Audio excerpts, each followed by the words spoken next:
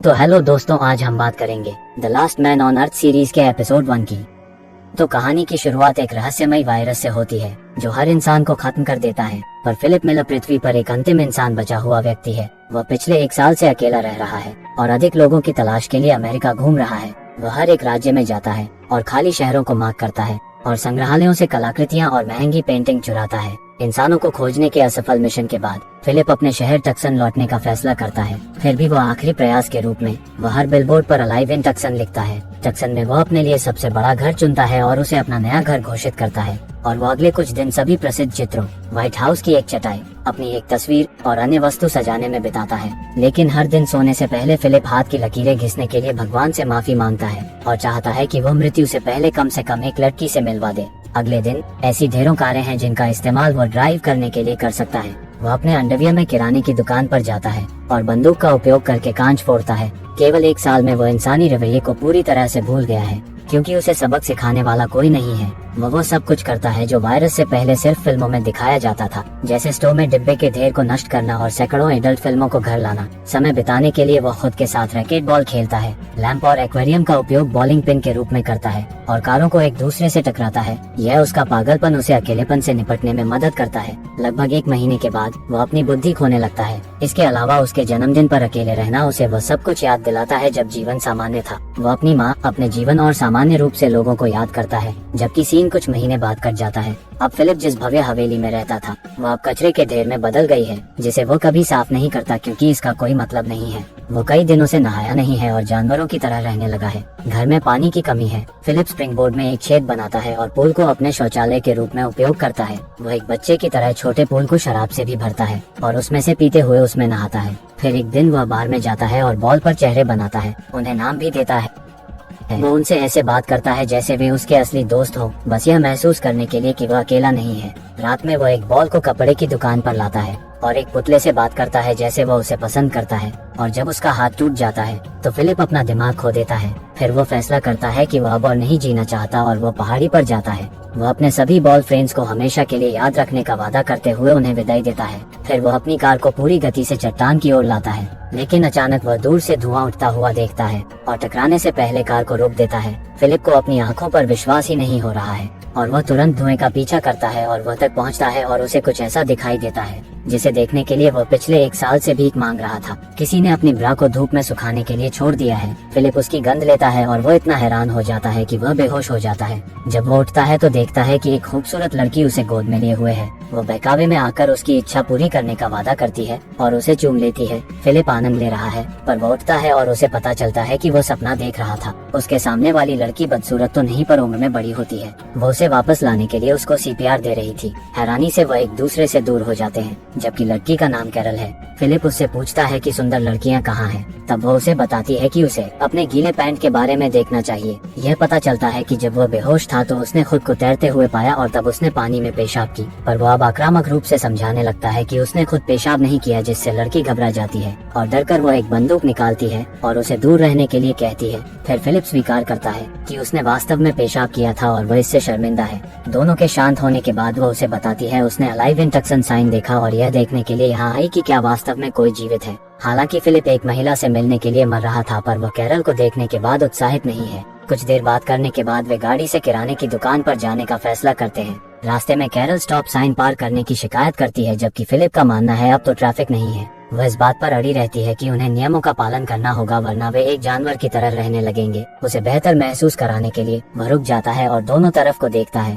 यह बताता है कि कोई भी सड़क पार नहीं कर रहा है। जब वे किराने की दुकान पर आते हैं तो फिलिप पार्क में विकलांग लोगों की जगह पर गाड़ी लगाता है, तो कैरल उससे फिर से बहस करती है। पर फिलिप जोर देकर कहते हैं कि विकलांग लोगों के पास अपनी कार पार्क करने के लिए बहुत सारी जगह है। जब कैरल अभी भी उसे कहीं और पार्क करने का आग्रह करती है तो वो गाड़ी को स्टोव में घुसा देता है। उसके बाद वो घर आते हैं और कैरल उसके रहने के तरीके से नफरत करती है। उसके पास 2 स्विमिंग पूल हैं, एक में उसका पॉटी और दूसरे में कचरा भरा है। तब कैरल ने उस पर पेंटिंग चुराने का भी आरोप लगाया, हालांकि उन्हें पता है कि वो अब किसी की नहीं है।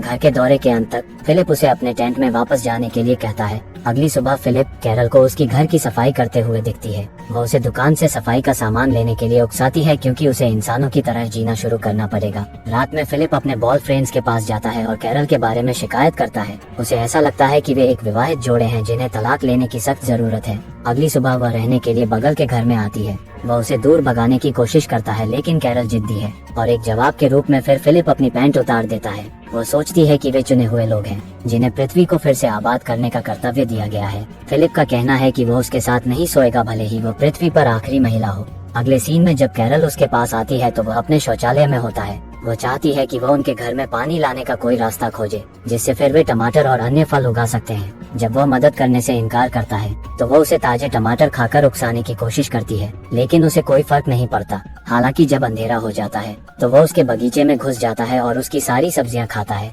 अगली सुबह कैरल उसके दरवाजे पर दस्तक देती है और उसे टमाटर से भीगा हुआ पाती है, पर फिलिप अब भी दावा करता है कि उसने उन्हें चुराया नहीं है और वह देखता है कि मैनहोल से अपने घर में पानी लाने की कोशिश करते समय कैरल के पैर में चोट लगी है। कुछ दिनों बाद वह एक सभ्य इंसान की तरह जीने की कोशिश करना छोड़ देती है। फिलिप उसे उसके स्विमिंग पूल में शौचालय की नकल करते हुए पाता है। कैरल सोचती है कि उन दोनों का जीवन में कोई उद्देश्य नहीं है, वे किसी भी तरह से एक संपूर्ण मानव निर्माण करने में सक्षम नहीं है, जबकि वे अपनी $1 मिलियन की हवेली में शौचालय की व्यवस्था भी नहीं कर सकते हैं। तब वह फिलिप को बहुत बुरा महसूस कराती है, इसलिए वह शहर की पानी की टंकी के पास जाता है और कैरल के बगीचे में पानी लाने का रास्ता बनाता है। वह अंत में उसे देखकर खुश होती है और उसे रात के खाने पर आमंत्रित करती है। रात में फिलिप लंबे समय के बाद अच्छे खाने का आनंद लेता है और फिलिप का कहना है कि वह अब उसके साथ सोने के लिए तैयार है। हालांकि कैरल शादी से पहले प्यार नहीं करना चाहती।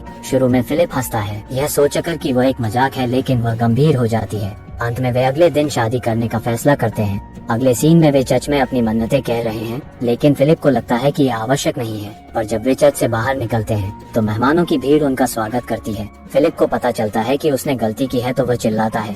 फिर वह अपने बिस्तर पर उठता है और पता चला कि यह एक सपना था। यह सुनिश्चित करने के लिए खिड़की से बाहर देखता है जबकि दुनिया अभी भी मर चुकी है। इसके बाद आखिरकार शादी का दिन आता है। कैरल सजावट और केक तैयार करती है जबकि फिलिप को उनके लिए रिंग लाने का काम सौंपा जाता है। हालांकि रिंग लाने के बजाय वह अपने बॉयफ्रेंड्स के लिए एक बैचलरेट पार्टी रखता है। एक पार्किंग जगह में चीजों को आग लगा देता है, यहाँ तक कि वह पुतले को अलविदा कहने भी जाता है और उसे बताता है कि वह हमेशा उसके जीवन का प्यार बनी रहेगी। रात में वह चर्च जाता है जहाँ कैरल ने एक रिकॉर्डिंग तैयार की है जो उनकी शादी को अंजाम देगी।